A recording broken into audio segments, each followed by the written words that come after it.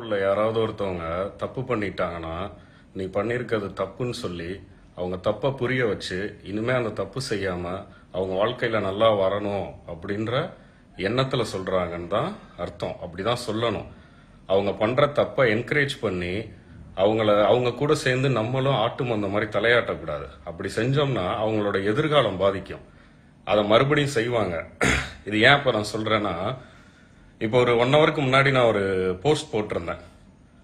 தமிழக வெற்றி கழகத்தோட தலைமை அலுவலகத்தில் வந்துட்டு அந்த கேரவேனுக்கு வந்துட்டு பூஜை பண்ணி மாலை போட்டிருந்ததை பத்தி என்ன சொல்லியிருந்தேன்னா, அட்லீஸ்ட் நம்ம கட்சி கொடியவாவது அரக்கம்பத்தில் பறக்க விட்டுருக்கணும். நம்ம அது பண்ணல, சரி ஓகே. ஆனா இவ்வளோ பெரிய ஒரு துக்க செயல் நடந்த ஒரு தருணத்துல நம்ம ஆபீஸ்ல இப்படி மாலை போட்டு ஒரு வாகனத்தை நிறுத்தியிருக்காங்களே, இதை பார்க்கும் போது மற்றவங்களோட மனநிலை எப்படி இருக்கும்?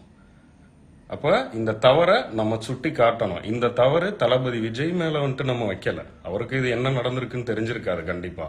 அதுதான் ஆனா இங்க பிரச்சனை. அவரு தன்னை சுத்தி என்ன நடக்குது, நம்மளோட கட்டமைப்பு எப்படி இருக்கு, தன்னோட கண் அசைவுல வச்சிருக்கணும்ன்றது தான் என்னோட கருத்தா நான் சொல்லியிருக்கேன். ஏன்னா நம்ம அரசியல் பண்றோம், மிகப்பெரிய ஒரு சண்டைகள்ல இன்னைக்கு நடந்துகிட்டு இருக்கோம். அப்படி இருக்கும் போது தளபதி விஜய் அவர்கள் தன்னை சுத்தி என்ன நடக்குது, என்ன நடந்துகிட்டு இருக்கு, யார் யார் எப்படி இருக்காங்க, அதெல்லாம் தெரிஞ்சுக்கணும். இப்போ அந்த அலுவலகத்துல அவருக்கே தெரியாம மாலை போட்டாங்க, சாமி கும்பிட்டுட்டாங்க அப்படின்னு சொல்லி, சரி அவரோட ஓட்டுநர் வந்துட்டு பக்தியில ஏதோ ஒரு நல்லது பண்ணிருக்கலாம் அப்படின்னு சொல்றது எல்லாமே ரைட்டு தான். ஆனா இந்த மாதிரி சூழ்நிலையில இப்படி அலட்சியமான பதில் நம்ம கொடுக்க கூடாது. உடனே தாவேக்காக்கு எதிராக நான் பேசியிருக்கேன், தாவேக்காக்கு சப்போர்ட் பண்ணல, நான் அறத்தை பேசுறேன், உண்மையை பேசுறேன், சமநீதியை பேசுவேன். என்னைக்குமே நான் அறத்தை தான் நான் சொல்லியிருக்கேன், தாவேக்காக்கு எதிராக நான் பேசல. அப்படி பார்த்திருந்தா கரூர் இன்சிடென்ட் நடந்தவன்னா தமிழ்நாட்டிலேயே தாவேக்கா நிர்வாகிகள் யாருமே வாய் திறக்கல. ஆனா என் மேல வழக்கு போடுவாங்கன்னு தெரிஞ்சும் மொத இத லைவ்ல பேசினது நான் தான். நான் பொதுவா நேர்மையா பேசியிருக்கேன்.